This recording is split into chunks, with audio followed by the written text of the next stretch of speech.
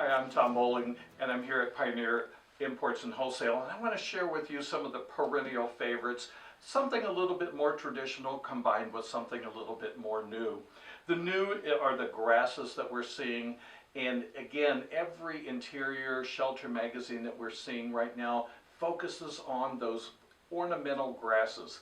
So it's important that our customers see in our shops what they're seeing in the magazine, and that way they can emulate that particular kind of look. So before we actually talk about it, what I've done here is use some of the fern material, and I've dissected that, cut it apart, and added a little piece of wire to that to give me additional stem length. Same holds true with this piece of wisteria foliage that I didn't need on another project.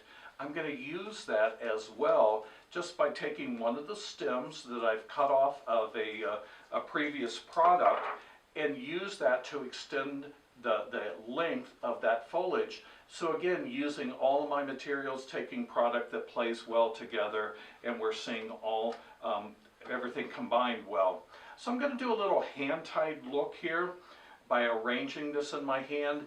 Very casual, nothing structured, no real strong consideration for product balance, etc. I'm not saying I'm ignoring it, but it doesn't have the formality to it that sometimes we see in other compositions. So I'm using the natural grass, and you'll notice that it has just that hint of that blush pink toward the top, which gives it some added dimension. And as the greenery, the foliage that we've chosen here, has that same coloration look as well.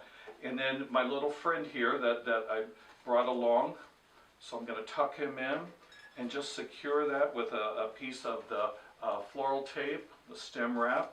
You could wire that if you chose to do so, but you would still want to make sure that you covered up that wire with some decorative material like a tape or whatever.